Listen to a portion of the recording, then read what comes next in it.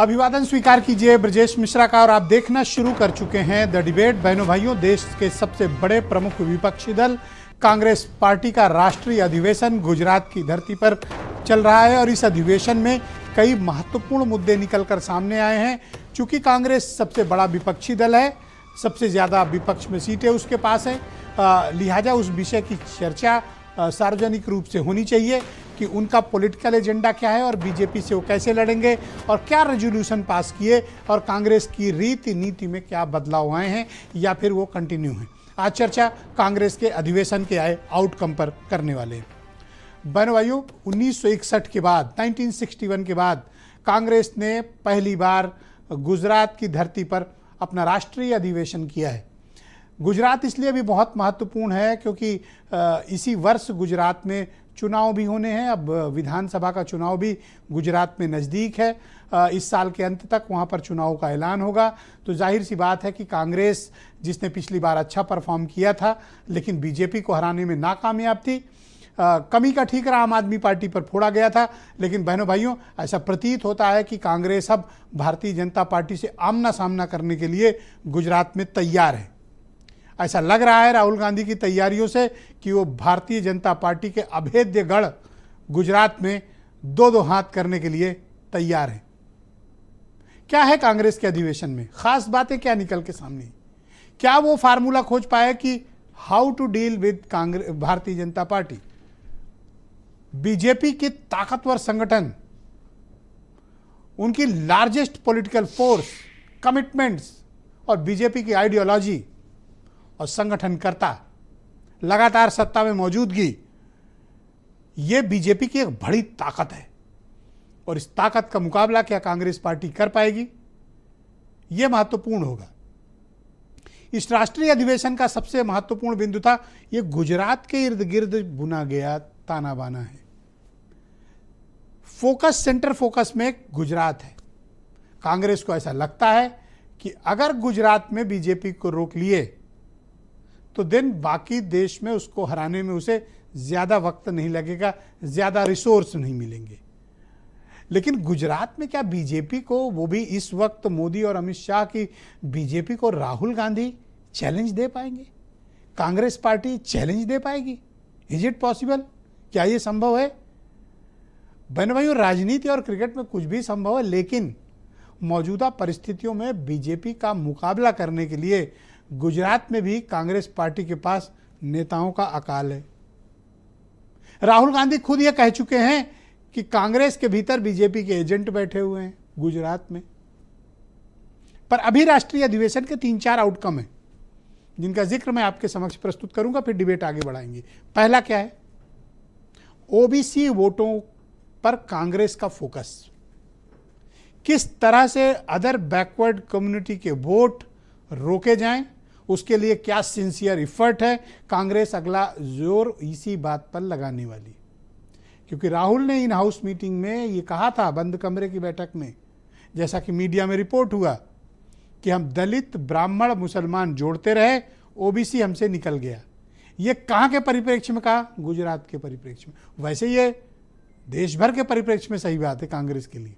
UP छोड़ के OBC का कोई खास हिस्सा उन्हें कहीं नहीं मिलता, और ओबीसी का हिस्सा यूपी में इसलिए मिला क्योंकि समाजवादी पार्टी यहाँ साथ खड़ी थी। तो क्या राहुल गांधी ओबीसी वोटों को अपने साथ जोड़ पाएंगे? अगर जोड़ेंगे तभी कुछ कर पाएंगे, वरना रथ का पहिया हिलेगा भी नहीं। बीजेपी ने इतना मजबूत वहाँ पर प्रबंध कर रखा है गुजरात के भीतर। तो क्या पूरी लीडरशिप बदलने वाले हैं?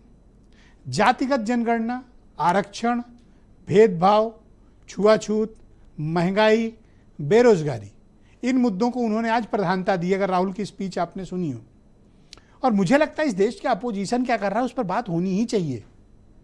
अपोजिशन का काम है बहनों भाइयों, सत्ता पक्ष के किए गए हर काम पर निगरानी रखना, चौकीदारी करना।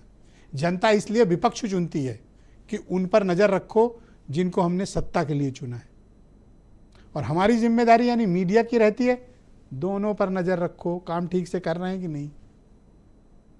लिहाजा सबका रोल है लोकतंत्र में, हमारा भी एक छोटा सा रोल है, उसी रोल का आज निर्वहन करने जा रहे हैं। ये बताएंगे कि प्रतिपक्ष क्या कर रहा है, वो कैसे डील कर रहा है, क्या वो समाज को समग्रता के साथ लेकर चल रहा है या सिर्फ बातें हो रही? क्या समाज में जातियों को बांटने की कोशिश हो रही है या वृहद राष्ट्रीय एकता की बातें होती हैं? क्या कांग्रेस पार्टी के पास कोई फार्मूला है जो वो बीजेपी की नीतियों का मुकाबला कर सके? और बीजेपी को बहनों भाइयों मैंडेट मिलता है तो वो उसके पीछे उनका आधार भी है। हो सकता है कि चंद लोगों को बीजेपी पसंद ना आ रही हो, उनके कार्यक्रम ना पसंद आ रहे हो, लेकिन बहुत बड़ी संख्या इस देश में है जिनको बीजेपी के कार्यक्रम, नीतियां, नेता, नीति, रीति सब बेहद पसंद है और वो चुन चुन कर सरकारें चुनते हैं। अभी आप देखिए दिल्ली में कितना बड़ा परिवर्तन दिल्ली की जनता ने किया। तो ये पब्लिक है, जनता है, जिसकी नीति रीति पसंद आई उसको आसमान पे, और जिसको नहीं पसंद आई उसको धूल चाटने का भी मौका इस देश की महान जनता नहीं देती है। मैं चाहता हूं कि आप कुछ बयान सुन लें, फिर कांग्रेस के राष्ट्रीय अधिवेशन का पूरा विस्तृत विश्लेषण आज की डिबेट में करेंगे। समाज को बांट करके किस प्रकार से देश को कमजोर करने की रणनीति कांग्रेस की रही है, और इस प्रकार के बयान भी वो दे रहे हैं कि हमने दलितों को बांटा, हमने अल्पसंख्यकों को बांटा, हमने पिछड़ों को बांटा। तो ये सब समाज में उनका एक पक्ष है जिसके आधार पर वो राजनीति करते रहे। लेकिन अब देश की जनता मोदी जी के साथ है, भारतीय जनता पार्टी की नीतियों के साथ है। ये लोग जातिवादी हैं, सांप्रदायिकवादी हैं, इनके चरित्र को जनता सब जान चुकी है। और कांग्रेस आज अगर आप आकलन करेंगे तो कांग्रेस की भूमिका प्राय देश की राजनीति से समाप्त हो चुकी है।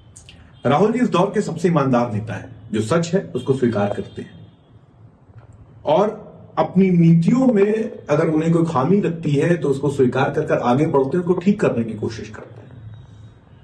उन्होंने माना इस बात को कि ओबीसी वोटर कहीं ना कहीं हमसे दूर हुआ है। कांग्रेस पार्टी लगातार इस बात की प्रयास कर रही है कि वो कैसे ओबीसी वोटर्स को अपने साथ जोड़ सकती है। हम जातिगत जनगणना की बात कर रहे हैं, हम सामाजिक सुरक्षा की बात कर रहे हैं और हम अपनी नीतियों से उन्हें अपने साथ लाने का प्रयास कर रहे हैं। ये सही है कि कांग्रेस लड़ाई नहीं लड़ रही है। वो कहाँ फोकस करते थे, वो कहाँ फोकस करेंगे वो जाने। कम से कम उत्तर प्रदेश के लेवल पर हम कह सकते हैं कि लड़ाई केवल समाजवादी पार्टी लड़ रही है। कांग्रेस पार्टी उत्तर प्रदेश में जमीन पर लड़ाई लड़ नहीं रही, जमीन पर लड़ाई लड़ रही समाजवादी पार्टी। तो ये चाहे वो जो करें, उत्तर प्रदेश में कम से कम सारा ही मतदाता जो भारतीय जनता पार्टी से नाराज है वो सारा समाजवादी पार्टी के साथ में ही खड़ा होगा।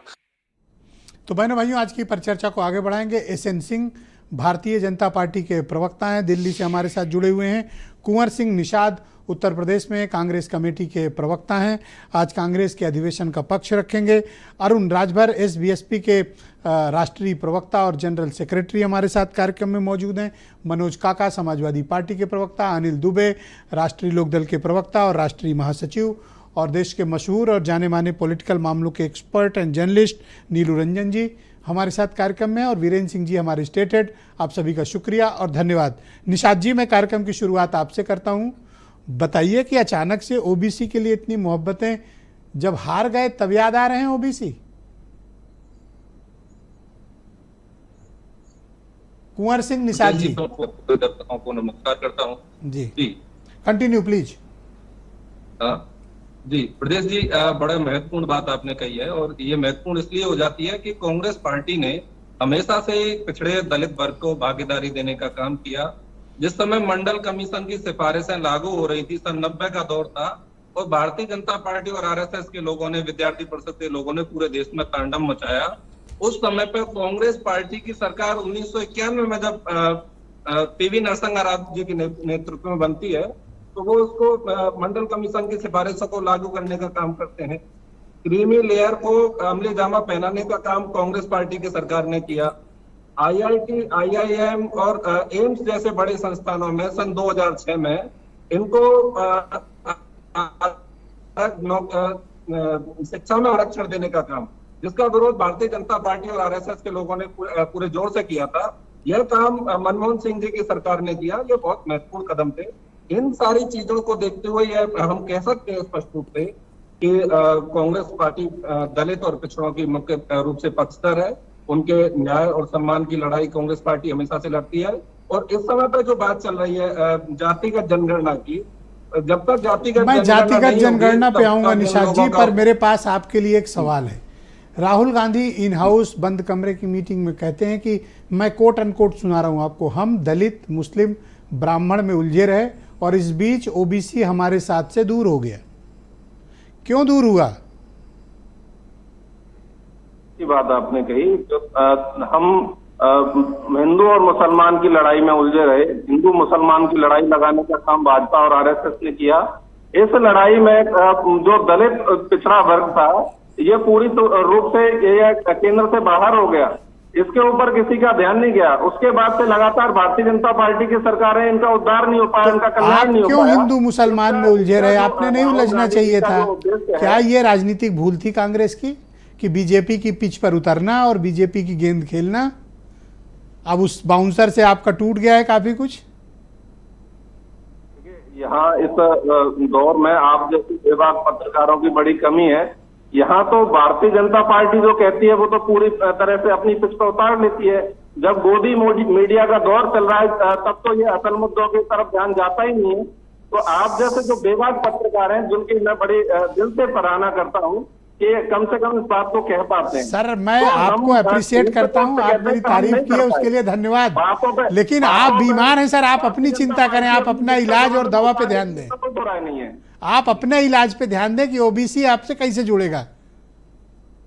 मेरी इस बात की चिंता है कि आप अपनी गलती तो मान रहे हैं, इलाज कैसे करोगे सर?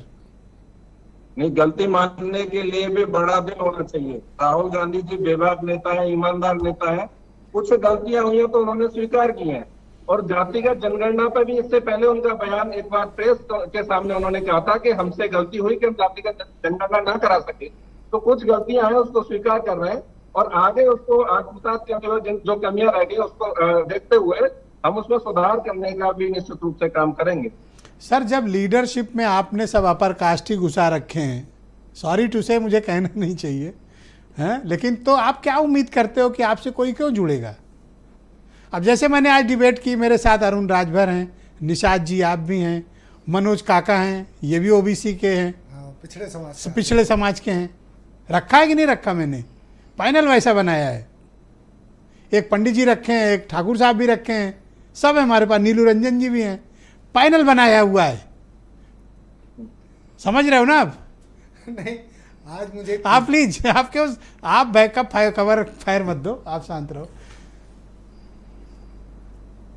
देखिए, जब बात आती है कि सम्मान और भागीदारी देने की, तो इसी उत्तर प्रदेश में अभी नए सिरे से हमारे जिलाध्यक्षों की घोषणा हुई।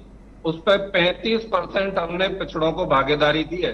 तो ये बहुत बड़ा आंकड़ा है। हमारे जो राष्ट्रीय अध्यक्ष है मल्लिकार्जुन खड़गे जी, वो स्वयं एक दलित वर्ग से आते हैं। यूपी की पूरी लीडरशिप अपर कास्ट को दे रखे हो सर, और फिर कह रहे हो कि ओबीसी हमसे भागा क्यों? यही बात तो अरुण राजभर कह ही रहे हैं, आज से थोड़ी कह रहे हैं। मैं किसी खिलाफत नहीं कर रहा हूं, मैं आपको बता रहा हूं कि भाई जब देना है तो अच्छे से दो। जब देना ही है तो मधुरिमा का मिठाई खिलाओ, कहाँ इधर उधर आने वाली है, उसमें आप देखिएगा हम अधिकांश भागीदारी देने वाले। Thank you sir. अब मैं बीजेपी के प्रवक्ता को आमंत्रित करता हूँ। ओबीसी से बनाकर हम कोटा पूरा नहीं करेंगे। थैंक यू निषाद जी, शुक्रिया, मेरे साथ बने रहिएगा। मैं एसएन सिंह को आमंत्रित करता हूँ आपको गुजरात में फिट करने के लिए, ठीक करने के लिए। आज राष्ट्रीय अधिवेशन हुआ, पूरी तैयारी हुई और आपकी चौचक घेराबंदी की तैयारी है। क्या इस चीज ने आपको अलर्ट किया या नहीं? मुझे जी एक गाना है कि बहुत देर से दर पे आंखें लगी थी, हुजूर आता आते बहुत देर कर दी। क्या राहुल गांधी जी लंदन से पहली बार भारत में प्रवेश किए हैं या राजनीति में इसी वर्ष प्रवेश किए हैं कि उनको अब जानकारी हुआ कि ओबीसी को कुछ देना चाहिए? क्या ब्रिजेश जी ऐसा नहीं होना चाहिए कि अगर ये ख्याल आ जाते और वायनाड से जो आपने सीट खाली की थी इसी ओबीसी को दे दिए होते, परिवार को क्यों देते? दरअसल परिवार प्रथम वाली पार्टियां जो होती है ना ब्रिजेश जी, चाहे जो भी परिवार प्रथम वाली पार्टियां हो, उनको ओबीसी से न मतलब है, न एसटी से मतलब है, न एससी से मतलब है। उनको तो सिर्फ अपने परिवार से मतलब है। परिवार का समीकरण फिट करने के लिए ओबीसी का नाम ले लिया जा रहा है। तो मंडल कमीशन की रिपोर्ट को किसने ठंडे बस्ते में डाल रखा था? अरे पूछिए ना, ओबीसी के खिलाफ जहर उगलने का काम ऑन द रिकॉर्ड पार्लियामेंट में आदरणीय राहुल गांधी जी के पिता स्वर्गीय राजीव गांधी जी कहते हैं। ओबीसी को संवैधानिक दर्जा देने का कार्य कौन करता है? जब मोदी जी की सरकार आती है वो करती है। तो निश्चित तौर पे इनको कुछ करना है नहीं। केवल एक कहावत नहीं है कि कथनी मीठी खाड़ सी करनी बिस्की लो। अरे आप देखिए, इसके पहले जितने अधिवेशन इनके हुए उसमें जो कुछ भी घोषणाएं किए थे, सारी घोषणाओं पे कोई अमल किया हूं ब्रजेश जी? क्योंकि कांग्रेस के प्रवक्ता तो कुछ बोल ही नहीं पा रहे थे। आज कांग्रेस का मजबूत प्रवक्ता आपको रखना चाहिए था, ताकि हम लोग अपनी बातों को अच्छा, बता वो पाएं मतलब कि निषाद भाई हैं कांग्रेस इसलिए आप कोई मजबूत अपर कास्ट का चाहते हो? नहीं नहीं है, अच्छी बात है। देखिए ब्रजेश, इस तरह जातिवादी बात नहीं लोकतंत्र है। करनी चाहिए आपको। यही मजबूत लोकतंत्र है कि कुंवर सिंह यही निषाद एक लोकतंत्र है, इंपॉर्टेंट यही लीडर निष्पक्षता हैं, है। ओबीसी बिरादरी से आते हैं, आपको ऐसा नहीं कहना चाहिए, ये आपत्तिजनक है। मैं इस पर ऑब्जेक्शन रेज करता हूं। नहीं देखिए, ब्रजेश जी एक स्वतंत्र पत्रकार हैं, और ब्रजेश जी अगर बातों को जाति में बांट सकते हैं कि कोई बात भी जाति के हिसाब से कहेगा, तो ये तो राहुल अच्छा, मैं गांधी जी अपने कर पैनल सकते पे हैं। सभी ये लोगों जरूर से कहेंगे। पूछता हूं, ये हाँ। बात किसने कही कि कमजोर प्रवक्ता है आपको मजबूत बुलाने? क्या निषाद बिरादरी से होने से कोई कमजोर हो जाता है? नहीं, जाति नहीं की, हमने बातों को कहा ब्रजेश जी। आप चाहते हो मैं बातें मिश्रा, अगर- तिवारी, पांडे, शुक्ला, चौहान, सिंह बुलाऊं तो आप कहेंगे वो ताकतवर? मैं कहता हूं कुंवर निषाद ताकतवर प्रवक्ता हैं। आप बोलें सर। आप नहीं ब्रजेश जी, आप ही बोलेंगे। हमें तो लगा कि आप अच्छा बोलते हैं, इसलिए आपको ही बोलना चाहिए। हम लोग तो सुनने के लिए आए हैं, देखो, फंस हम गए निश्चित तो तौर आप पे ऐसी सुनेंगे। बात- आप जो कहेंगे उसको जरूर सुना जाएगा। आप ब्रजेश बोले, जी, प्लीज। आप सुनाइए, हम सुनते हैं। नहीं, आप बोले प्लीज। सुनाइए ब्रजेश बोले जी, सर, सुनाइए, प्लीज। अच्छा लगता है। हम लोग को इतना कहाँ आता है, हम लोग को तो थोड़ा बहुत आता है। अब अपनी इतना अगर गेंद पे अच्छे फंस रहते गए। तो हम कहाँ बोल पाए, बताएं। आप बोले सर। हाँ ब्रजेश जी, मैं वही कह रहा था कि भाई 70 साल बाद अगर याद आ गया कि हमको ओबीसी समाज के लिए करना चाहिए, लेकिन इस कथनी में भी देखिए क्या क्या चीजें निकल के आती हैं कि हमने सिर्फ 2 लोगों के लिए कार्य किया, और हमें खड़ा अगर होना है तो मजबूती के साथ मुस्लिम समाज के साथ खड़ा हो जाने की बात आदरणीय राहुल गांधी जी इस अधिवेशन में भी कहते हैं कि अगर किसी की आवाज बननी है तो मुस्लिम की आवाज आप जरूर बनिए, बाकी की बनिए चाहे ना बनिए। जिस तरह से मोदी जी कहते हैं नहीं सबकी आवाज बनिए, सबका साथ सबका विकास, आप कहते हैं कि नहीं हमने तो 2 को लेके चला, चूंकि अंग्रेजों की बनाई हुई पार्टी ब्रजेश जी, अंग्रेज भी क्या करते थे, अंग्रेज भी जब जाने लगे तो एक समीक्षा हुई कि अंग्रेजों का राज क्यों चला गया, तो इसी नाते चला गया कि वो सब छोड़ के भारत के लोगों को बांटते थे। जब भारत के लोग इकट्ठा हो गए तो उनका राज चला गया। कांग्रेस भी ऐसे ही कार्य करती थी, पहले हिंदू मुस्लिम में, फिर पूरब पश्चिम में, फिर उत्तर दक्षिण में, फिर हिंदी अंग्रेजी में, फिर काले गोरे में बांट के राज करने की रणनीति बनाती थी। जब सब लोग एक हो गए तो आपको बाहर हो गए, चिंता नहीं है तो गुजरात 89 में वो जिस तरह से 40% काम कर वोट- रहे हैं, आपकी सत्ता को चुनौती दे रहे हैं? क्या गुजरात चूंकि आपका बड़ा मजबूत किला है, आप कंसर्न हैं जो कुछ भी राष्ट्रीय अधिवेशन में इनके हुआ है, या फिर चिंता ना कीजिए? ब्रजेश जी, हमको तो लग रहा है कि कांग्रेस ने ये बात सिर्फ इसलिए कही है, आपको हंसी नागवार गुजरेगी, चूंकि आदरणीय प्रियंका गांधी जी इस अधिवेशन में नहीं आई है। पत्रकारों ने यह सवाल पूछ न ले कि प्रियंका जी क्यों नहीं आई, क्योंकि जब संसद चल रहा था तब तो ब्रजेश जी के पत्रकार ने पूछा, ऑन द रिकॉर्ड पार्लियामेंट में पूछा कि प्रियंका जी क्यों नहीं आई, तो उन लोगों ने कहा कि पता नहीं था, वक्त बिल आएगा। लेकिन मुझे नहीं लगता है कि ब्रजेश जी किसी को अच्छा, पता अधिवेशन नहीं में आज क्यों पता सब हो। मेरे अधिवेशन ऊपर तो- गगरी फोड़ के भाग रहे हैं, निषाद जी भी, एसएन सिंह जी भी, ये सोचते हैं आज मुझे फंसा के निकल रहे। नहीं, इसलिए कि ब्रजेश जी इसमें सबसे होशियार, सबसे पढ़े लिखे, अरे कैसी सबसे बातें जानकार करते हो? लगते हैं, इसलिए हम अच्छा, लोग मैं बता ब्रजेश दूं, जी के एसएन ऊपर सिंह साहब बड़े मशहूर पत्रकार रहे हैं, हमारे सीनियर भी रहे हैं, तो इनके साथ थोड़ा बहुत करने का मुझे हक है। बहुत नहीं, शुक्रिया अच्छी सर, बात, देखिए, आप धन्यवाद सर। मैं आप मनोज बड़े- काका को आमंत्रित करना चाहता हूं, समाजवादी पार्टी के प्रवक्ता हैं। कांग्रेस ओबीसी पे काम करने जा रही है, कहीं ऐसा तो नहीं है आपकी खेती चर जाए? देखिए, कांग्रेस के आज जिस विमर्श पे आप संवाद कर रहे हैं, कांग्रेस के बारे में हरिशंकर परसाई एक बहुत बड़े व्यंग्यकार हैं, आप उन्हें पढ़ते हैं। उन्होंने एक बात कही थी कि कांग्रेस त्रिपाठी जी को किसी दलित के साथ भोजन करा देती है तो वही उसको सामाजिक न्याय समझती है। अब कांग्रेस पे तो ये सवाल है, राहुल जी ने ठीक बात कही, राहुल जी इस देश के एलओपी हैं, और राहुल जी को कांग्रेस से ही पूछना चाहिए कि भाई 2001 में तो इस देश में 2011 में जातिगत जनगणना हुई थी, उसके डेटा 2014 तक कांग्रेस की सरकार थी, क्यों नहीं प्रकाशित करे गए?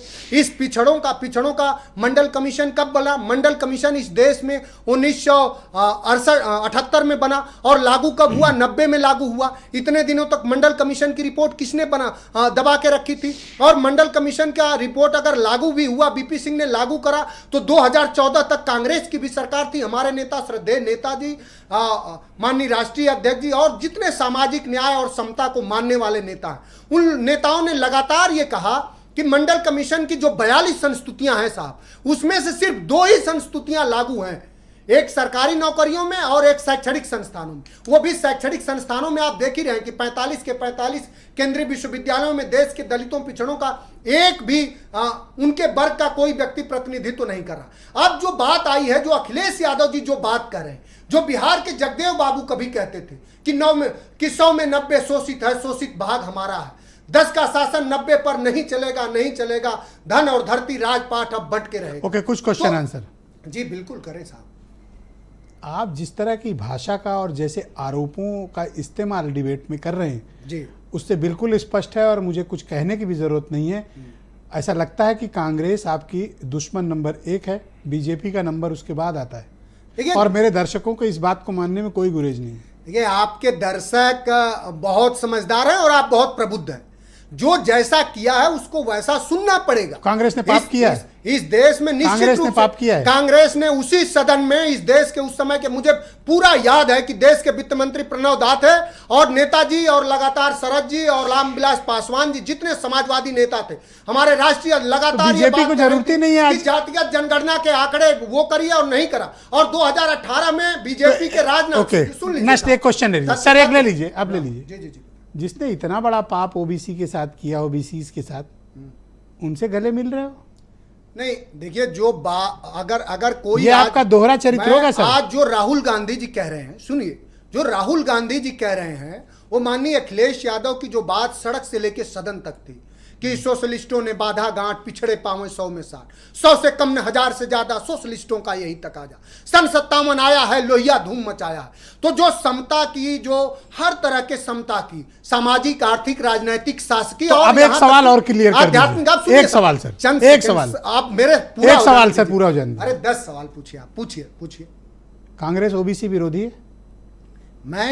मैं ये नहीं कहता, ये आंकड़े तो और क्या नहीं कहे हो? जो रिमाइंड कराऊं मैं कह रहा हूं, मैं नहीं कह रहा हूं पार्टी कह रही है, मेरा कोई वो नहीं है। मैं पूछ रहा हूं कि समाजवादी पार्टी जो बात कह रही है, समाजवादी पार्टी इतनी गाली कांग्रेस को, जो राष्ट्रीय अध्यक्ष जी ने कहा है, इतनी गाली दी आपने कांग्रेस को? अरे क्या बात कर रहे हैं, इतनी गालियां मैंने तो कभी सिंह ने तो मेहरबानी की, मैं तो संसदीय बातों का इस तरह का तो अरे गाली देना ही है, समर्थक ही नहीं रहे। सच कहना, अगर सच कहना बगावत है और अगर गाली है तो आप उसे गाली न समझें। कैसे बर्दाश्त करे कांग्रेस में? तो मुझे तो अशांति हो गई। कह के खत्म कितनी गालियां दी देश में जो माननीय अखिलेश यादव जी ने बात जो कही है कि अब 10 का शासन 90 पर नहीं चलेगा, नहीं चलेगा, अब 90 को सामाजिक, आर्थिक, राजनीतिक, हर तरह की न्याय दिलाने की जो अवधारणा है वही पीडीए की अवधारणा। Thank you sir. Arun Rajbhar SBSP के लीडर हैं और ओबीसी कम्युनिटी से आते हैं, मोस्ट ओबीसी बल्कि इनको आप मान सकते हैं। बहुत शुक्रिया आपका राजभर जी।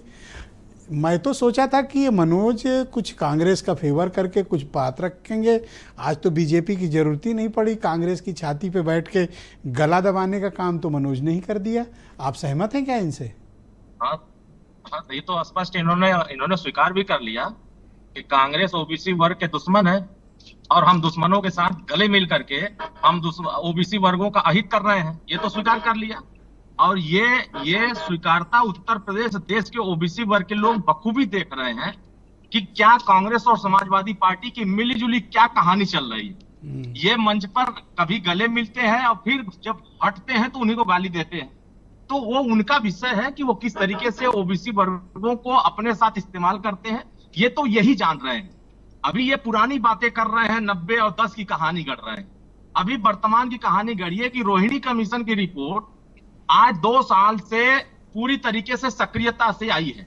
क्या रोहिणी कमीशन की रिपोर्ट लागू करने के लिए ओबीसी वर्ग के, चाहे कांग्रेस के नेता हो, चाहे समाजवादी के हो और चाहे वो बीएसपी के कोई नेता हो, ओबीसी वर्ग का कोई नेता बोलने को तैयार नहीं है कि जो 27% आरक्षण ओबीसी वर्गों को मिल रहा है, नौकरियों में मिल रहा है, शिक्षण संस्थानों में मिल रहा है, उसमें 52% आरक्षण करके उनकी भागीदारी सुनिश्चित करने की बात कोई नहीं कर रहा। ये बात सिर्फ कर रहे हैं तो माननीय ओम प्रकाश राजवी और सुहेल देव भारतीय समाज पार्टी के अलावा कोई नहीं कर रहा। Now question answer.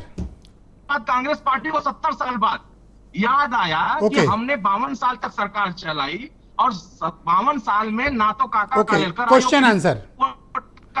सत्ता में बैठे हो आप, इंपॉर्टेंट पोर्टफोलियो लिए हो आप, बीजेपी के साथ सत्ता में सम्मिलित हो आप, मलाई पूड़ी खा रहे हो आप, और रोहिणी कमीशन लागू करवाए विपक्ष।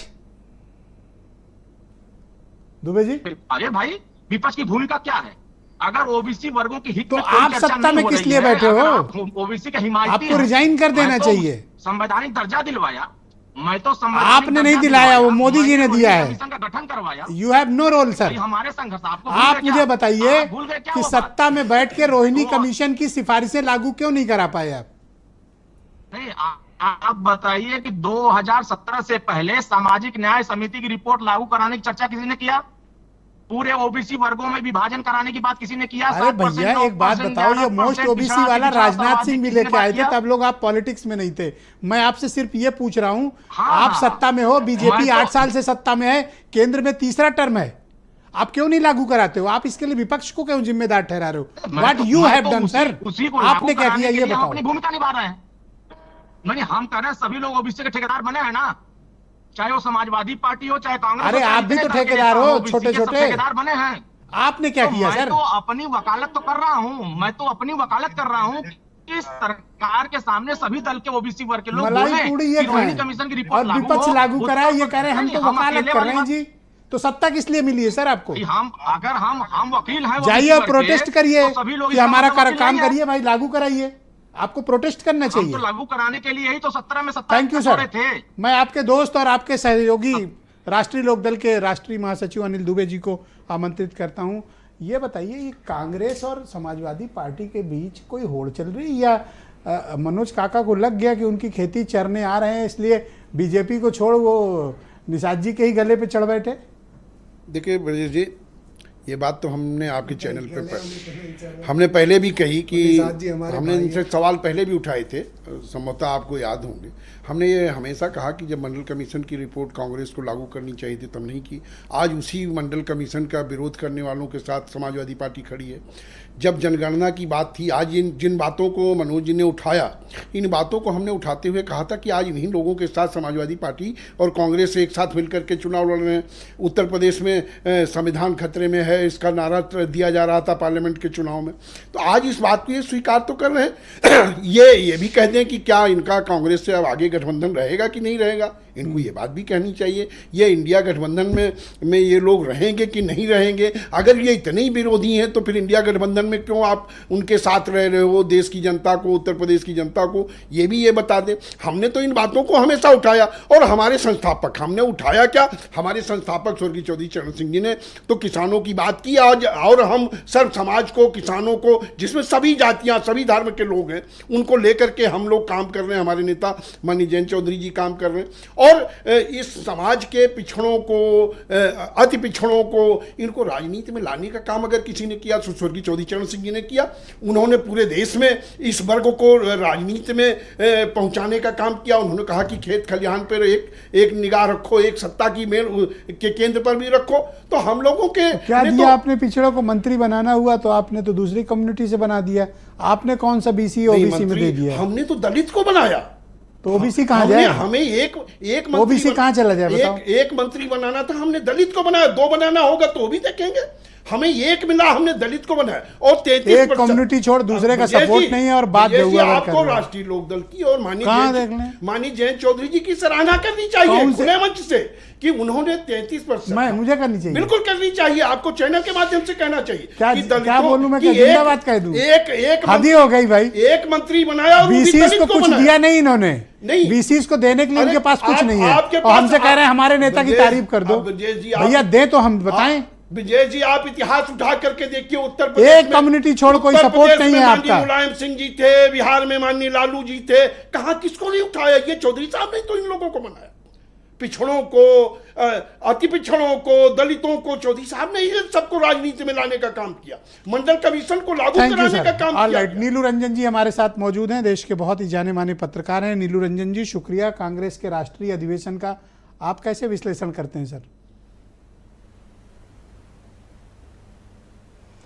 नहीं, देखिए, जो राहुल गांधी ने कहा है कोई नई बात नहीं कही है। ओबीसी की बात लगातार वो कह रहे हैं और कई सालों से जाति जनगणना की बात कर रहे हैं और संपत्ति के बंटवारे की भी बात कर रहे हैं। वो सब कुछ कर रहे हैं, लेकिन एक जो सबसे बड़ा सवाल है जो मुझे समझ में नहीं आता है कि क्या ओबीसी राहुल गांधी को अपना नेता मानेगा? जिस बीपी सिंह ने ओबीसी को 27% आरक्षण दिया, लागू करके दिया, क्या बीपी सिंह ओबीसी नेता रहे? अगर बीपी सिंह को ओबीसी ने अपना नेता नहीं माना तो राहुल गांधी को कैसे मानेंगे?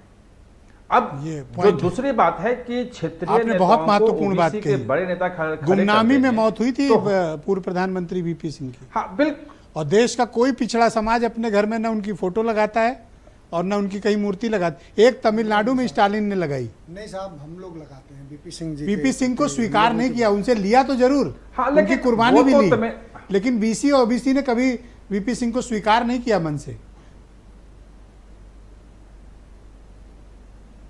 नीलू जी, नहीं, बिल्कुल आप सही कह रहे हैं कि उनको नेता नहीं माना। और दूसरी बात यह है कि ओबीसी अब एक एकजुट वोट बैंक नहीं है। आपके अभी इस पैनल पे ही जितने लोग बोल रहे हैं उसमें एक्सट्रीमली बैकवर्ड क्लास जो है, वो अलग अलग जातियां जो हैं, वो आकांक्षी उनके नेता आ गए हैं, वो जातियां आकांक्षी हो गई हैं, वो अपना प्रतिनिधित्व भी चाहती हैं। और उत्तर बिहार में 2005 के बाद नीतीश कुमार के साथ मिलकर जो ईबीसी वर्ग है, एक्सट्रीमली बैकवर्ड क्लास जो है, वो एक अलग वोट बैंक के रूप में नीतीश ने खड़ा किया। और 2014 के बाद आप देखेंगे अमित शाह ने जितनी छोटी छोटी जातियां थी वो सब के नेताओं को गोलबंद करके एक अम्ब्रेला ऑर्गेनाइजेशन इस ढंग से खड़ा किया कि वो जो ओबीसी की मेन जाति जो यादव थी उसको साथ साइडलाइन कर दिया। तो सवाल यह है कि जिस ओबीसी की वो बात कर रहे हैं वो क्या ओबीसी उनको नेता मानेगा?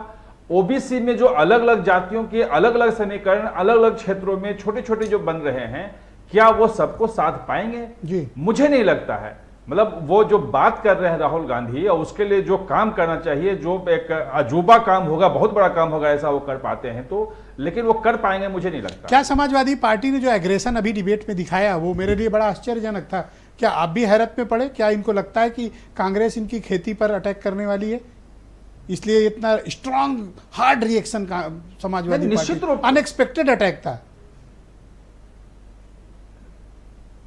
नहीं, अनएक्सपेक्टेड नहीं था, बिल्कुल नहीं था। मैं तो इसकी उम्मीद ही कर रहा था, क्योंकि भाई जिस ओबीसी आरक्षण के बल पर, ओबीसी पॉलिटिक्स के बल पर समाजवादी पार्टी खड़ी हुई, इतने सालों से वहां सत्ता में है या प्रमुख विपक्षी दल है, और यही रिएक्शन शायद आपको वहां पे आरजेडी का बिहार में भी मिलेगा या दूसरी जगहों पे भी मिलेगा कि जिस वर्ग की वो राजनीति कर रहे हैं और पिछले 3 दशक से वहां सत्ता में है, 2.5 दशक सत्ता में है, या सत्ता के विपक्ष में प्रमुख विपक्षी दल के रूप में है, आप उनके राजनीति की बात कर रहे हो कि वही जो बीजेपी से लड़ेंगे बाद में, पहले कांग्रेस सहयोगियों को निपटाए, कैसे बात बनेगी? इसीलिए ओबीसी बीसी पर इतना फोकस है। वीरेंद्र सिंह जी हमारे स्टेटेड कार्यक्रम में जुड़ चुके हैं। वीरेंद्र बात तो तब होगी ना जब पहले कांग्रेस खुद को मजबूत करे, तब तो किसी को निपटाएगी वो। वीरेंद्र जी जिस गुजरात की आप बात कर रहे हैं लाने के लिए, आपको पता है गुजरात में कितनी सीटें इनको आई पिछले इलेक्शन में? 22 में 17 सीटें हैं 182 में से।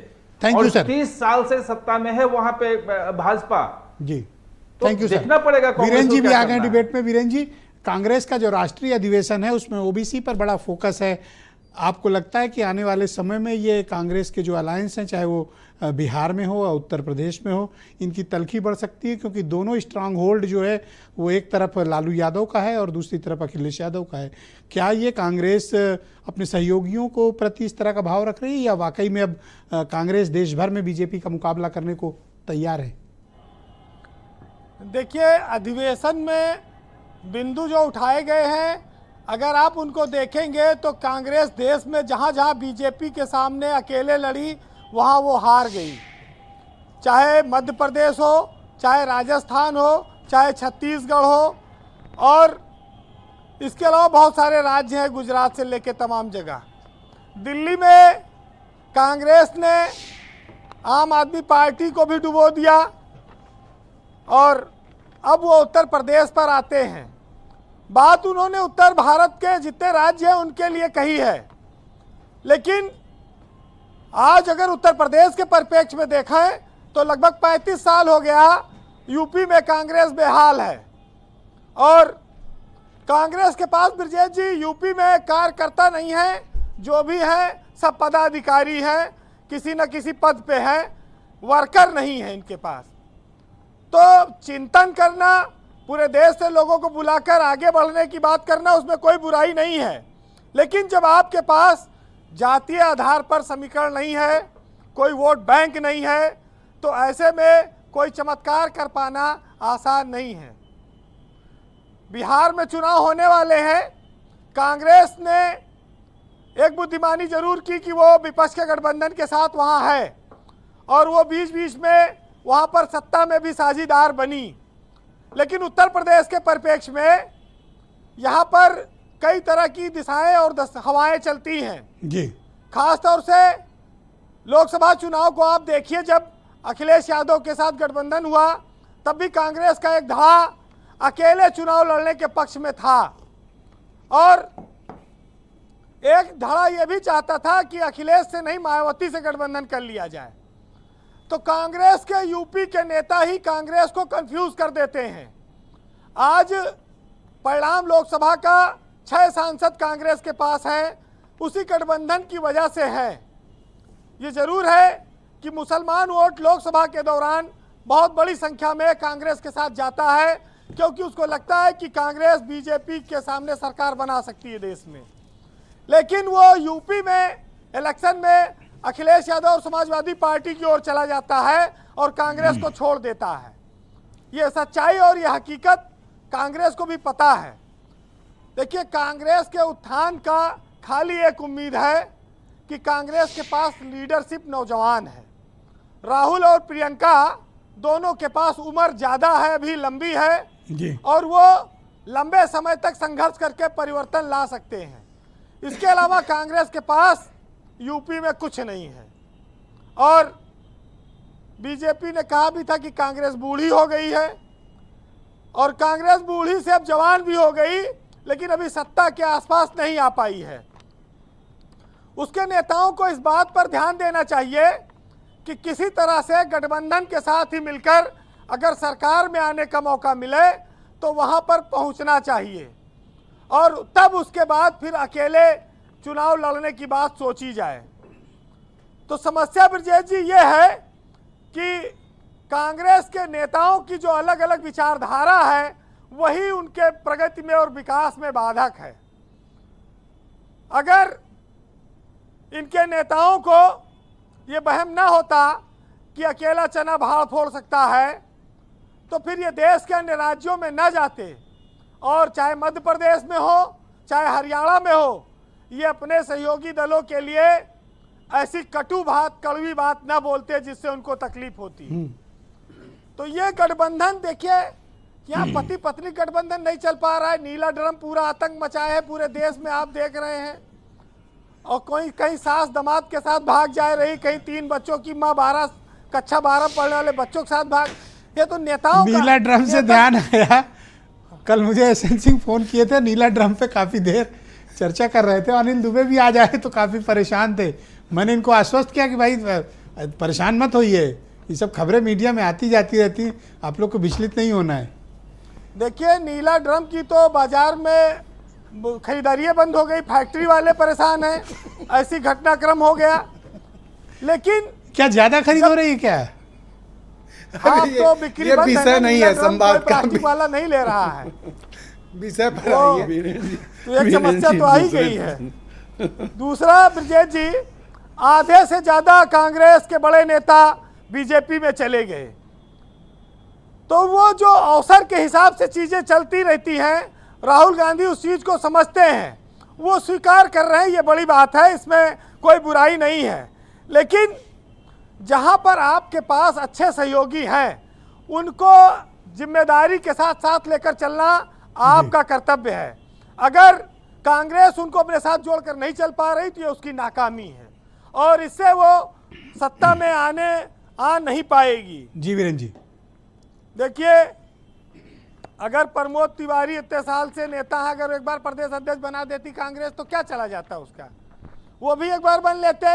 ये लो, और जो तो नई कहानी शुरू कर दिए। हम लोग बात ओबीसी कर रहे हैं, कह रहे तिवारी जी को अध्यक्ष बना दो। ये इनका एक सेकंड रुक जाओ सर, विश्लेषण है। देखिए, ऐसा है कि सहारे जो होते हैं वो इंसान को खोखला कर देते हैं, लेकिन जब आप कमजोर हो तो सहारा लेना चाहिए। और पार्टी में जितनी बड़ी बची नहीं उससे ज़्यादा अगर गुटबाजी होगी तो कैसे होगा। ब्रजेश जी, पेड़ हमेशा पत्तियों से हरे होते हैं और जो पेड़ पतझड़ में सूख जाते हैं वो ये संकेत देते हैं कि आने वाला मौसम बसंत का है और नई पत्तियां और नया तरह से फिर खिलेंगी और नई चीज़ें होंगी। तो सियासत भी इसी तरह से चलती है। तो कहते हैं कि खिजा से गिरे पत्तों को हकीर मत समझो, उन्हीं पत्तों के गिरने से फिर बहार आती है। कांग्रेस को भी कुछ पत्तों को गिराना होगा, गिरने जाने देना होगा, छोड़ देना होगा, उनको इंतजार करना होगा बहार का, और उसके लिए सहयोग के साथ आगे बढ़ना होगा। तो आज अगर कांग्रेस के लिए ये कहा जाए कि किसी के भरोसे नहीं रहना है, लेकिन जहां जरूरत है वहां साथ लेकर चलना है, तो सुनिएगा कि कोई हरदम आपके साथ साया बनकर नहीं चलेगा, क्योंकि सत्ता में आना नेताओं के लिए मजबूरी हो जाती है। सत्ता के बिना वो 5 साल 10 साल 15 साल नहीं रह सकते, यहाँ तो 35-40 साल हो गया है। तो सुनिएगा कि साया बनकर साथ चलेंगे, इसके भरोसे मत रहना, और अपने हमेशा अपने रहेंगे, इसके भरोसे मत रहना। और सावन का महीना आते ही बादल तो छा जाएंगे, हर हाल में लेकिन बरसेंगे, इसके भरोसे मत रहना।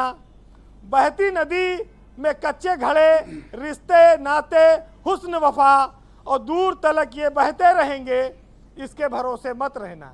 बहुत शुक्रिया वीरेंद्र जी, आपने बहुत सारगर्भित बात हम तक पहुंचाई और एक ड्रम वाला अलर्ट भी जारी किया। बहुत शुक्रिया आपका हमारे साथ जुड़ने के लिए। बहन भाइयों, इस परिचर्चा का दूसरा चरण प्रारंभ करते हैं। कांग्रेस के प्रवक्ता कुंवर सिंह निषाद मेरे साथ इस वक्त कार्यक्रम में मौजूद हैं। निषाद जी, क्या यह स्वीकार करना कि कांग्रेस ओबीसी को खो बैठी है, ये राजनीतिक रूप से अपने नुकसान को मान लेने का संकेत है, या फिर ये नई रणनीति की कांग्रेस शुरुआत करना चाहती है? देखिए ब्रजेश जी, ये बात तो स्पष्ट है कि हमारा जिस प्रकार से वोट प्रतिशत लगातार डाउन हुआ, तो हमने केवल पिछड़े वर्ग को नहीं खोया, हमारे हमसे बहुत सारे जो वर्ग हैं, सभी वर्गों की पार्टी कांग्रेस पार्टी हुआ करती थी, हमसे बहुत सारे लोग दूर चले गए। निश्चित रूप से राहुल गांधी जी ने भी इससे पहले स्वीकार किया था कि कहीं ना कहीं हमारी कुछ कमियां, कुछ गलतियां रही होंगी, जिसके कारण हमसे लोग दूर हुई। लेकिन इतना स्पष्ट है कि हम लगातार इनके कल्याण के लिए, उद्धार के लिए संकल्पित हैं।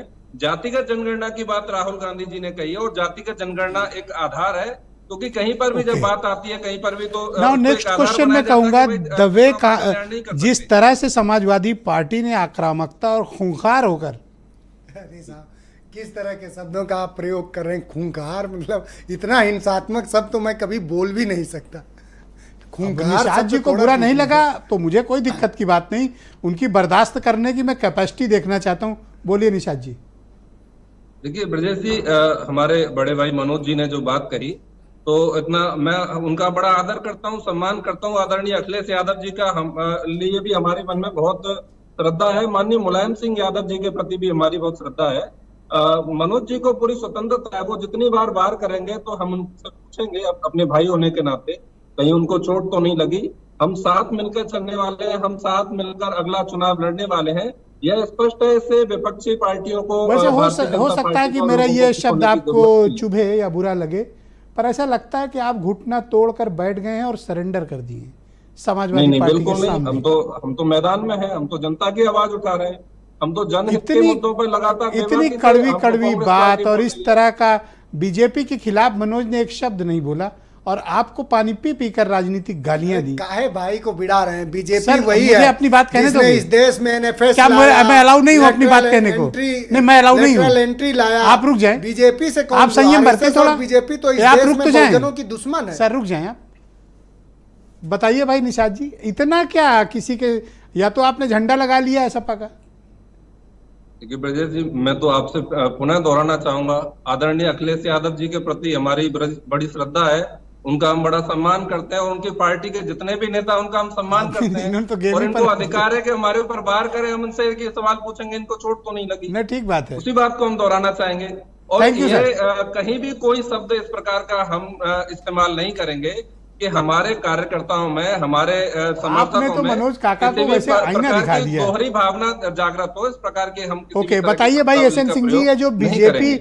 के खिलाफ नरेटिव कांग्रेस फिक्स कर रही है, ओबीसी वाला और समाजवादी पार्टी पीडीए वाला, और परिणाम आपने 24 में देखा ही। आपको कोई चिंता उनता है या आपको लगता है कि सब उसी हिंदुत्व में निकल जाएगा, ये सब उसी लहर में? नहीं ब्रिजेश जी, दो चीजों को देखिए। निशांत जी शांत हो जाएं आप, एसएन सिंह जी की बारी है। एसएन सिंह जी बोलिए। ब्रिजेश जी, दो चीजों को देखिए, और मुझे लगता है कि सभी के परिप्रेक्ष्य में, किसी एक के परिप्रेक्ष्य में मैं नहीं कह रहा हूं, दो बड़े बदलाव हुए हैं भारत की राजनीति में। एक बदलाव हुआ है कि अगर कथनी और करनी में किसी के अंतर होगा तो ये मतदाता बहुत जागरूक पढ़े लिखे लोग हो गए, पढ़े लिखे लोगों की संख्या बढ़ गई है, और वो इस नाते कि आप किसी एक जाति की, एक मत की, एक मजहब की बात करेंगे वो आपके साथ जुड़ेंगे, ऐसा नहीं होगा। जब मोदी जी प्लीज सरकार बनती, और कुछ पूछे ब्रिजेश? नहीं, आप बोले कंटिन्यू, वो बार बार टोक रहे थे, मैं रोक रहा था, बोले आप। माफी चाहूंगा, मैं कह रहा हूं विजय जी, एक बहुत बड़ा बदलाव देश में आया है कि जब अगर आपकी कथनी और करनी में अंतर रहेगा तो निश्चित तौर पे आप देखेंगे मतदाता जो है आपके विपरीत में जाकर वोट करेंगे और परिणाम दूसरे तरीके का हो जाएगा। जब मोदी जी की सरकार बनती है तो मोदी जी कहते हैं सबका साथ सबका विकास, तो वो सिर्फ कहते नहीं है, वो करके दिखाने का कार्य करते हैं। जब मंत्रिमंडल का विस्तार होता है तो मुझे लगता है कि देश के इतिहास में, जब से देश आजाद हुआ है उसके इतिहास में पहली बार देखे होंगे, वर्तमान में 29 मंत्री जी ओबीसी समाज के हैं और स्वयं प्रधानमंत्री जी ओबीसी समाज से आते हैं। हमारे देश की राष्ट्रपति चुनने की जब बारी आती है तो वो दलित, महिला और आदिवासी समाज के लेके आते हैं। और मुझे लगता है कि जब योजनाओं में भागीदार बनाने की बात आती है तो उसी तरह से, चाहे वो आवास योजना हो, चाहे वो बिजली की योजना हो, आप चाहे अपनी वो नीतियों में कोई परिवर्तन लाने को तैयार हैं? कांग्रेस और सपा जो मिलकर नैरेटिव प्रस्तुत कर रहे हैं, आप अपनी नीतियों में कोई बदलाव करेंगे या आपने के पास जो है वो बेस्ट है उसी पे आगे बढ़ेंगे आप? ब्रिजेश जी, मैं अब उसी दूसरे बात पे आ रहा, मैंने कहा कि दोनों के परिप्रेक्ष्य और सभी के परिप्रेक्ष्य में देखिए, समाजवादी पार्टी हो या कांग्रेस पार्टी, ये दोनों पार्टियां उत्तर प्रदेश में 4 बार कमोबेश समाजवादी पार्टी रही और देश में 60-70 साल कांग्रेस रही है। इन दोनों का अगर ट्रैक रिकॉर्ड देख लेंगे, ओबीसी मतलब ओबीसी समाज के सभी लोग आते हैं, उसमें राम भी आते हैं, मोहन भी आते हैं, सोहन भी आते हैं, श्याम भी आते हैं। ओबीसी में केवल मुलायम जी का परिवार नहीं आता है, लालू जी का परिवार नहीं आता है। इसी तरह कांग्रेस में भी ये जो परिवारवाद है ना, ये ओबीसी को बहुत दुख दिया। और जब भारतीय जनता पार्टी से तुलना की बात आती है, परिवार समाजवादी पार्टी में कैसे कह सकते हैं? आपसे ज्यादा उनके यहाँ कुर्मी सांसद हैं, आपसे ज्यादा उनके यहाँ कुशवाहा सांसद हैं, आपसे ज्यादा मौर्य हैं, आपसे ज्यादा पासी कम्युनिटी के लोग जीत के आए उनकी पार्टी में। इसीलिए मैंने कहा ना कि ब्रिजेश जी ये कहलवाना चाहते थे कि आज सब लोग सुने कि वो करेंगे, दाएं बाएं जरूर करेंगे, लेकिन ड्राइविंग सीट पे आपके पास 4 बार मौका मिला। न कुर्मी, न कुशवाहा, न पासी, उनसे ज्यादा है। सिर्फ अखिलेश यादव, और ओबीसी माने मनोज यादव नहीं होंगे, मनोज काका नहीं होंगे, फिर मौका मिलेगा तो OBC thank you sir, Yadav ji. Thank you. थोड़ा वक्त कम है डिबेट में, मनोज जी बोले आप। मैं कुंवर निषाद ने तो कहा भाई हमको थप्पड़ों से भी मारोगे तो हम आपसे यही पूछेंगे, मनोज भाई चोट तो नहीं लगी? देखिए, और क्या कह दें बेचारे। कुंवर निषाद भाई ने जो बात कही, क्योंकि जो जिन दंशों का और जिन संतापों का मैं झेला हुआ हूं, जो सामाजिक भेदभाव हमारे साथ हुआ है, वही कुंवर भाई के साथ हुआ है।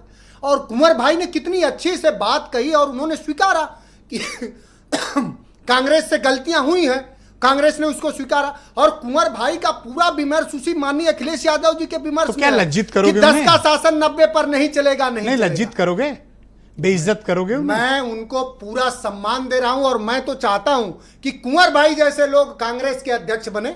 इस उत्तर प्रदेश में क्या हुआ, एक दलित को हटा के कांग्रेस दल की चिंता नहीं है, प्रत्यक्ष को कोई प्रमाण। अब थोड़ा विषय पे सर, आप हमेशा सामाजिक विषय पे संवाद करते हैं, इसके लिए आपको मुझे आश्चर्य आपने जिस तरह से उनके साथ बीजेपी ने पिछड़ों के लिए काम कितना बड़ा बड़ा किया है, सुनिए मैं बताता हूं। बीजेपी ने उत्तर प्रदेश में पिछड़ों के लिए सबसे बड़ा काम यह करा कि 69,000 शिक्षक भर्ती में 22,000 दलितों पिछड़ों का हक खा गई। बीजेपी ने उत्तर प्रदेश के बांदा विश्वविद्यालय में 17 असिस्टेंट प्रोफेसरों की भर्ती, उसमें सब मुख्यमंत्री के स्वजाति लोग हैं।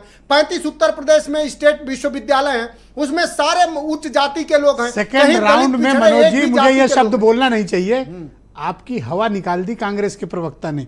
आपका जो एग्रेशन था ना अभी गायब है और आप पलट के यू टर्न मार लिए हैं। अच्छा, अच्छा, कांग्रेस के प्रवक्ता पहले राउंड में जितने खूंखार तरीके से झपटे थे गला दबाने उनका, उतनी ही पहली फुर्सत में आप भाग लिए। नहीं, आपने यही है ना दुबे जी? अरे अब दुबे जी हमसे आप संवाद कर लो, आप हमसे आप बीजेपी का इतना बचाव क्यों कर रहे हैं? हम लोग गाली आपका बचाव जो सच हम कर रहे हैं, आपको भी पूछना चाहिए कि भाई उत्तर प्रदेश में ओवरलैपिंग क्यों खत्म कर दिया? 69,000। अच्छा, राजभर जी के लिए बताओ, विश्वविद्यालयों रोहिणी कमीशन लागू कह रहे हैं, आप करो, लगवाओ, राजभर जी को जैसे सत्ता में आप हो। आपने सही सवाल किया, मलाई पूरी उधर है, ठीक जा रहे थे। जो कमीशन होता है उसको रिपोर्ट विपक्ष लागू करता है कि सरकार लागू करती है? इनका सारा सामाजिक न्याय इनके है, इनके पापा का है और इनके एक भाई का। मैं इनसे पूछिए कि आजमगढ़ में खेत पूछ गया, फसलें काट दी गई। अरुण जी को मुख्यमंत्री के लोगों ने सर, अब थोड़ा 5 मिनट रुक जाओ, अब रुक जाओ, अभी आप शांत हो जाओ, वक्त कम है, मुझे समय पर डिबेट भी खत्म करनी है, थोड़ा सा योग कर दो। ओके, अरुण गोयल सर, बड़ा भाई, अब आप शांत हो जाओ। ओके, अब आप इनसे तो ये समाजवादी अब आप शांत हो, मान लो बात हो गया सर। सर मैं माइक बंद करा दूंगा, आप नहीं मानोगे तो sir. Okay, Arun Goyal sir, लागू कराओ, ये ओवरलैपिंग मत करो, रुक जाओ, ओवरलैपिंग मत करो। तो यादव जाति के लोगों ने किया है, ये बोलो सही बात है, ये स्वीकार कर रहे होंगे। ये ओबीसी वर्गों के सबसे बड़े दुश्मन कोई है तो कांग्रेस और समाजवादी पार्टी। अगर वो सांप नाग है तो ये नागनाथ है, ये दोनों वही कैटेगरी में खड़े हैं। और आप सर मलाई पूरी ना तो आपसे मलाई पूरी खाओगे। सर आप मत बोलो बीच में, मैं आपसे रिक्वेस्ट कर रहा हूँ, आपको मैं बहुत टाइम दिया हूँ, प्लीज। कि ओबीसी वर्ग में 27% आरक्षण का लाभ अकेले यादव जाति उठाया, तब समाजवादी पार्टी इस बात को खुलकर क्यों नहीं निकलने दो बात को ना, आप टॉपिक आने दो, टॉपिक आने दो, उनकी बात तो आने दो ना, आप फोर्सफुली मत दबाओ। मनोज जी का माइक बंद कर दो, मनोज जी का माइक बंद कर दो, सिर्फ अरुण बोलेंगे, सिर्फ अरुण की आवाज जाएगी, ओनली अरुण। सर जा ही नहीं रही आपकी आवाज, यही स्टूडियो तक है बस। आप ओबीसी वर्गों की अरुण बात बोलो नहीं कर सकते सर, आवाज नहीं जा रही। ये ओबीसी वर्गों के दुश्मन लोग हैं, अब ये हमको गाली देंगे, ये हमें ओबीसी मानते ही नहीं है। नहीं बोले तो हम रहेंगे तो ओबीसी मानेंगे, आप डेमोक्रेसी पे बिलीव करो।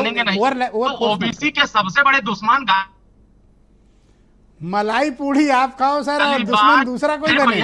तो रोहिणी कमीशन की रिपोर्ट आप क्यों नहीं लागू करा रहे हो, मुझे जवाब दो। हम कह रहे हैं कि जाति जनगणना का समर्थन कांग्रेस पार्टी लंबे समय तक सरकार ने क्यों नहीं लागू कर दिया। आज इनके आप बीजेपी से कह लो, अरुण जी एक सेकंड, अरुण जी एक सेकंड, आप बीजेपी से कहलवा दो कि वो जातिगत जनगणना चाहती है, आप उनके साथ हो ना, चलो कहलवाओ। हाँ बिल्कुल, मैं कह रहा हूँ कि जाति जनगणना नरेंद्र मोदी जी की सरकार ही करेगी, ना कि जिंदगी में कांग्रेस कर पाएगी, और ना कांग्रेस सरकार जिंदगी में बना पाएगी, और ना ही वो कभी इसको कर पाएंगे। जातिगत जनगणना होनी चाहिए। Thank you sir, Ajay thank Kumar you. Lallu OBC चलो जातिगत पे ही बात कर ओबीसी के नेता। अब एक सेकंड शांत हो जाओ सर, उनको झटक सर शांत हो जाओ, शांत हो जाओ, बताओ दुबे जी, जातिगत जनगणना की जो बात आज कर रहे हैं। Okay Arun, thank you. पहले तो ये बताओ कांग्रेस के लोग कि जब इनके समय में जब जनगणना क्यों नहीं, जब जनगणना हुई थी तो उसको क्यों नहीं जारी किया? वहीं से करा लो। नहीं, पहले तो वो बताओ, आज वो उनकी बात का क्या भरोसा? 11 साल जो डेटा है निकलवा दो आप। उनकी बात का क्या भरोसा किया जाए? जब वो सरकार में थे तो उन्होंने मंडल कमीशन, मैं आपकी बात का भरोसा करता हूँ, आप कहो चलो। उन्होंने मंडल कमीशन की रिपोर्ट क्यों नहीं लागू की? उन्होंने चौधरी साहब को सम्मान क्यों नहीं दिया? आज वो पिछड़ों की बात कर रहे हैं, आज वो जाति और धर्म की बात कर रहे हैं। कांग्रेस के लोग आज ये बात कर रहे हैं, हम लोग तो सब समाज की बात कर रहे हैं, हम तो किसानों की बात कर रहे हैं। उनको तो जो है ये जो कह रहे हैं, रुक जाओ भाई, चौधरी साहब हमारे लिए आदर्श है। वो जो चौधरी साहब उन्होंने ना तो किसान का सम्मान किया, ना तो कांग्रेस ने, ना तो स्वामीनाथन आयोग की रिपोर्ट लागू की। सपा पे बोलने में आपकी हवा निकल रही है। बात आप कांग्रेस की कर रहे हो, कांग्रेस के अधिवेशन पे कर रहे हो, जब सपा के करना तो सपा पे बोल देंगे। आप तो सवाल ने, आपने कांग्रेस पे डिबेट आपने बुलाई, बुर्रा कह रहे हो। नहीं तो जब आपने इतना अकड़ क्यों रहे हो? अब आप पूछ रहे हो, आप कह रहे हो कि जो ऐसे अकड़ रहे हैं जैसे मैंने कोई अरे मैं कोई पाकिस्तान की पार्टी पे थोड़ी पूछा हूं। बात तो जो है, जब आप सपा पे चर्चा रख लो, सपा पे बोल देंगे। मैंने कहा ना कि समाजवादी पार्टी आज जिस बात को कह रही है, ये बात तो मैं उठाता था।